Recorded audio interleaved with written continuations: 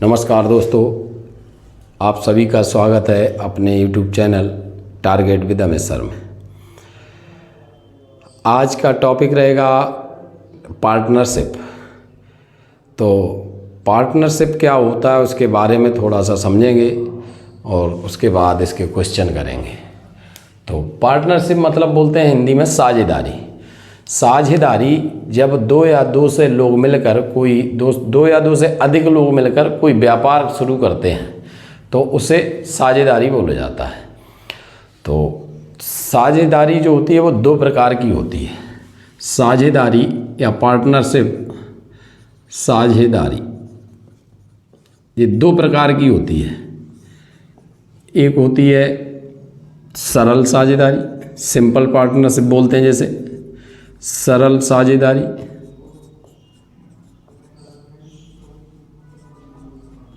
और एक होती है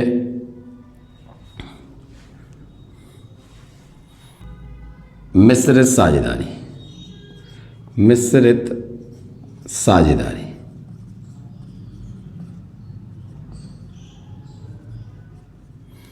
सरल साझेदारी में दोनों या दो से अधिक जितने भी पार्टनर हैं सबके लिए पूंजी जो लगाई जाएगी उसका समय समान रहता है। इसमें समान समय के लिए पूंजी लगाई जाती है, समान समय। और मिश्रित साझेदारी जो रहती है इसमें जो पूंजी लगाते हैं वो असमान समय रहता है, अलग अलग समय के लिए पूंजी लगाते हैं। तो ये असमान समय के लिए पूंजी लगाई जाती है, तो ये मिश्रित साझेदारी कहलाती है। इसके बाद में एक साझेदारी जो दो प्रकार हो गए, फिर दो प्रकार साझेदार के भी होते हैं। साझेदार के भी दो प्रकार होते हैं। जो पहला प्रकार है, अब साझेदारी के प्रकार हो गए हैं, साझेदार के प्रकार देखो। साझेदार जो होते हैं वो भी दो प्रकार के रहते हैं। एक रहता है सक्रिय साझेदार या क्रियाशील भी कहते हैं, सक्रिय। और एक रहता है निष्क्रिय।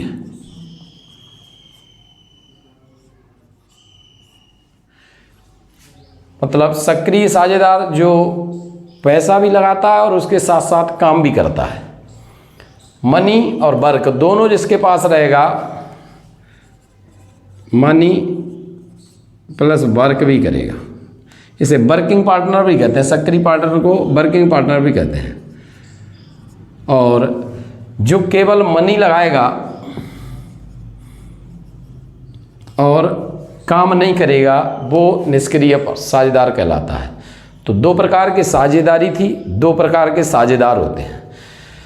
अब इसका जो फार्मूला रहता है, फार्मूला मतलब लाभ का बंटवारा निकालने के लिए, तो जो व्यक्ति पूंजी और समय के अनुपात में ही लाभ, पूंजी और समय के गुणनफल के अनुपात में लाभ बांटा जाता है।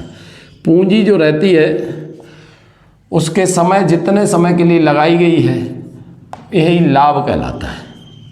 इसी अनुपात में लाभ बटेगा। लाभ बराबर होता है पूंजी गुणा समय। अगर आपको समय निकालने को दिया जाए तो लाभ में पूंजी का भाग लगा दो। जो लाभ हुआ है उसमें पूंजी का भाग दे देंगे।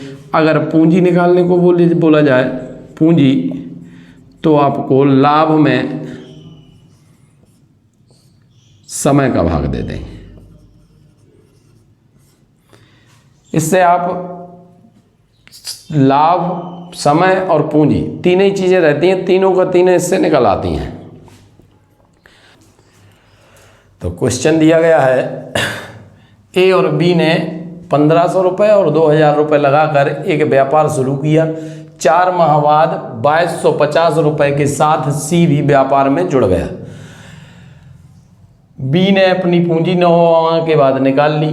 तो 900 रुपये कुल लाभ में बी का लाभ क्या है? तो 3 आदमी हैं इसमें, ए बी सी। तो लाभ का बंटवारा जो होता है, अभी फार्मूले में बताया था, वो लाभ बराबर होता है पूंजी गुणे समय। तो ए ने जो लगाए हैं वो 1500 रुपये लगाए और बी ने लगाए हैं 2000 रुपये, सी ने लगाए हैं 2250 रुपये। 4 माह बाद सी आया था, तो मतलब एक वर्ष में 12 महीने होते हैं, 4 महीने बाद आया तो 8 महीने के लिए लगाया। इसने 9 महीने के लिए लगाया क्योंकि इसने 9 महीने बाद अपनी पूंजी वापस ले ली और इसने पूरे वर्ष के लिए लगाया। इस अनुपात में निकल लाभ का बंटवारा हो जाएगा। एक 0 सब में काट देंगे, 25 से काटेंगे तो 25 छक्का 150 हो जाएगा, 25 अट्ठे 200, 25 निम्मा 225। अभी इसे अगर काटना चाहें तो 4 से काट देंगे, 4 दूनी 8, 4 दूनी 8 और 4 तिया 12। अब जो है ये 3 से कट सकता है, 3 एकम 3, 3 त्रिका 9, 3 त्रिका 9। फिर अब ये 6 से कट जाएगा, पूरा कट रहा है, 3 दूनी 6, 3 दूनी 6 और ये 6, मतलब 1:1:1 के अनुपात में पूंजी का बंटवारा होगा। यहाँ पूरे पार्ट बने 1 2 3, तो 3 पार्ट की वैल्यू हो रही है 900 रुपये कुल लाभ, तो एक पार्ट की वैल्यू आ जाएगी 300 रुपये। तो सभी का एक एक पार्ट है तो सभी को 300 रुपये ही लाभ मिलेगा। तो ऑप्शन नंबर बी करेक्ट होगा इसका।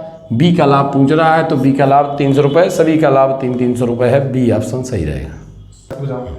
कर 3 व्यक्ति ए बी सी मिलकर एक व्यापार प्रारंभ करते हैं। ए बी का 3 गुना तथा सी बी का 4 गुना पूंजी लगाते हैं। यदि वर्ष के अंत में कुल 1600 रुपये का लाभ हुआ हो तो ए का लाभ ज्ञात करें। तो इसमें जब तीनों का दिया गया है ए बी सी और तुलना जो हुई है वो बी से ही हुई है, यहाँ भी देखो बी से हो रही है और यहाँ भी ए की भी बी से हो रही है, तो आप बी को 1 मान लो। तो ए बी का 3 गुना मतलब इसे 3 रुपये लगाएगा तो ये 1 रुपये लगाएगा। फिर कह रहा है सी बी का 4 गुना मतलब सी 4 रुपये लगाएगा तो ए 1 रुपये लगाएगा। वर्ष के अंत में मतलब समान समय के लिए 1 वर्ष के लिए रुपया लगाया गया है, तो आपका जो लाभ का बंटवारा होगा वो इसी अनुपात में हो जाएगा। तो 4 3 7 और 1 8, 8 पार्ट की वैल्यू दे रहा है यहाँ पे 1600 रुपये। 8 पार्ट बराबर दे रहा है, जो लाभ है वो दे रहा है 1600 रुपये। तो एक पार्ट की वैल्यू हो जाएगी 8 दूनी 16, 200 रुपये।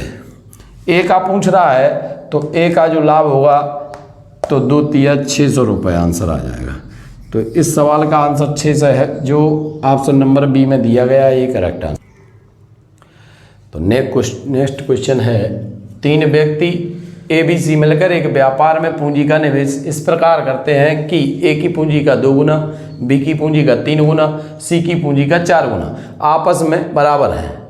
यदि वर्ष के अंत में उन्हें 7800 रुपये की हानि हुई हो तो बी की हानि ज्ञात करें।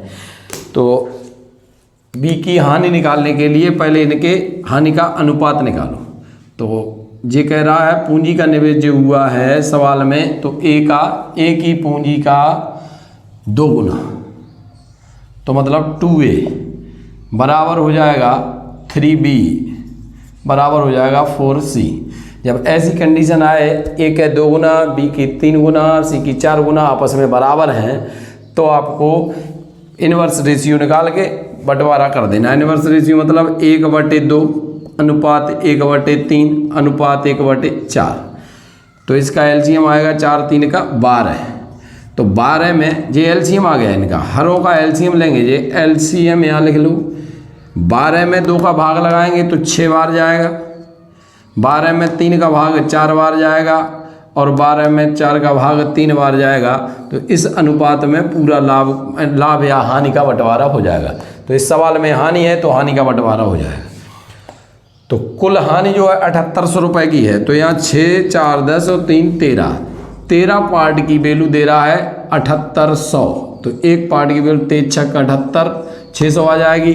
पूछ रहा है बी की हानि क्या है, तो बी का पार्ट जो है वो बीच वाला है, 4 पार्ट की वैल्यू है, तो 4 × 600 बराबर आ जाएगा 2400। यही आपका आंसर रहेगा 2400 रुपये की हानि बी को होगी, और बी का जो ऑप्शन नंबर ए में दिया गया यही आपका करेक्ट आंसर रहेगा। तो नेक्स्ट क्वेश्चन है, 3 व्यक्ति राम, श्याम और मोहन मिलकर एक व्यापार आरंभ करते हैं। राम कुल पूंजी का 1/4 लगाता है तथा श्याम कुल पूंजी का 1/5 भाग लगाता है। शेष पूंजी मोहन लगाता है। 2 वर्षों के अंत में कुल लाभ 1 लाख रुपए का हुआ हो तो प्रत्येक का लाभ बताओ। तो 3 आदमी हैं, राम, श्याम, मोहन।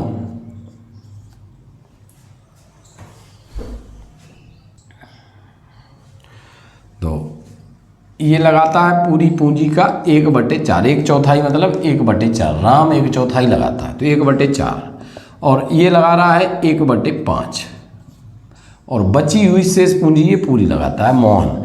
तो आपको यहाँ देखना है 4 और 5 का एलसीएम निकाल लो, उसी को पूंजी मान लेंगे तो एलसीएम आएगा 20। तो कुल पूंजी 20 है, तो 20 में 4 का भाग लगा दो, कितने जाएगा? 5 बार। और 20 में 5 का भाग लगा दो, कितने बार जाएगा? 4 बार। 4 और 5 9। 20 रुपये थे, उसमें से 9 रुपये जो खर्च हो चुके हैं, तो बचे कितने? 11 जे लगाए हैं मोहन ने।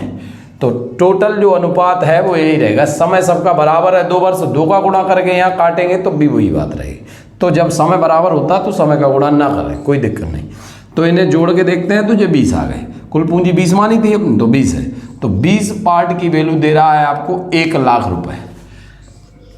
तो एक पार्ट की वैल्यू हो जाएगी आपकी 5000 रुपये। 5000 रुपये प्रत्येक का भाग पूछ रहा है, तो 5 का गुणा इसमें कर देंगे तो राम का आ जाएगा 25,000 रुपये। यहाँ गुणा करें तो 20,000 रुपये, ये श्याम का आ जाएगा। और 5 का गुणा 11 में करेंगे तो 55,000 रुपये मोहन का आ जाएगा। यही आपके आंसर रहेंगे। ये तीनों आंसर हो गए, तीनों व्यक्ति को अलग अलग धन प्राप्त। नेक्स्ट क्वेश्चन दिया गया है, 3 व्यक्ति ABC ने मिलकर 63,000 रुपये लगाकर एक व्यापार शुरू करते हैं। A B से 6,000 अधिक, जबकि C A से 6,000 अधिक रुपये लगाता है। वर्ष के अंत में उन्हें 4200 रुपये का लाभ हुआ हो तो C का हिस्सा बताओ। तो यहाँ पे जो A B C 3 आदमी हैं, इनका निवेश का अनुपात निकाल लो। जे ए जो है बी से 6,000 ज़्यादा लगाता है, ये 6,000 ज़्यादा लगाता है, और सी से ये 6,000 ज़्यादा, मतलब इससे 12,000 ज़्यादा लगाएगा भाई। इससे 6,000 ज़्यादा जे और इससे 6,000 जे, तो 12,000 ज़्यादा लगाए। 12 और 6 18,000 रुपये है।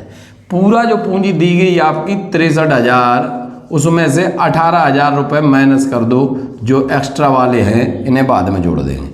अब ये जो बचे हुए अपने 63 से 18 घट गए तो 15,000 रुपये, 45,000 रुपये को बराबर बराबर तीनों भागों में बांट दो। 3 आदमी हैं तो 15,000 मिल जाएंगे। तो बी लगाता है 15,000, और बी से 6,000 ज़्यादा ए लगाता है, तो 15 में 6 जोड़ देंगे तो 21,000, और इससे भी 6 ज़्यादा लगाता है, मतलब यह 15 में 12 जोड़ दो तो 27,000 सी लगाएगा। ये यानी कि पूंजी का अनुपात आ गया है। तो वर्ष के अंत में, मतलब एक ही वर्ष है, तो इसको काट सकते हैं। अब इसके बाद फिर काट सकते हैं। इसे काट देंगे भाई 3 से 7 बार, 3 से 5 बार, 3 से 9 बार। अब 9 7 16, 16 में 21 पार्ट की वैल्यू दे रहा है 63,000। 4200। जी तो कुल पूंजी थी 6300, लाभ जो हुआ है वो है 4200। तो 21 पार्ट की वैल्यू आ रही है 4200, तो एक पार्ट की वैल्यू आएगी 200। और सी का हिस्सा पूछ रहा है, सी का हिस्सा बताओ पूछ रहा है। तो सी के हिस्से 9 हैं, तो 9 में गुणा 200 का कर देंगे तो आंसर आपका बनेगा 1800। तो 1800 रुपये जो ऑप्शन नंबर सी में दिया गया है यही आपका करेक्ट आंसर है। जिसका भी पूछे आप उसमें अब 200 से गुणा कर देंगे। ए का पूछेगा तो आ जाएगा 1400, और बी का पूछेगा तो 1000, और इसका आ जाएगा 1800। नेक्स्ट क्वेश्चन है, तीन साझेदार एक्स, वाई तथा जेड मिलकर एक व्यापार शुरू करते हैं। एक्स जितनी पूंजी लगाता है उतनी ही वाई और जेड मिलकर निवेश करते हैं। जेड कुल पूंजी का 1/6 भाग लगाता है। यदि उन्हें वर्ष के अंत में 4866 रुपये का लाभ हुआ हो तो वाई का भाग क्या है? तो तीन आदमी हैं, एक्स, वाई और जेड। कह रहा है जितनी एक्स अकेले लगाता है, जितनी पूंजी एक्स अकेले लगाता है उतनी वाई और जेड मिलकर लगाते हैं। मतलब कि आधी पूंजी लगा देता है एक्स और आधी लगा देंगे ये दोनों। तो एक्स का आधा मतलब 1/2 पहले ही से भाग लिख लो। और इसमें लिखा है जेड कुल पूंजी का 1/6 भाग लगाता है। तो 1/6 घटाएंगे 1/2 से तो बच जाएगा आपका 1/3। तो इस अनुपात में पूंजी लगाएंगे। ये विलोम अनुपात लिखा है, इसे सीधा लेने के लिए इसका एलसीएम ले लो। हरों का एलसीएम आएगा 2, 3 और 6 का एलसीएम आता है तो वो जो आएगा हरों का एलसीएम 6 आ जाएगा। और 6 में 2 का भाग लगाएंगे तो 3 बार जाएगा, 6 में 3 का भाग लगाएंगे 2 बार जाएगा और 1 बार जाएगा।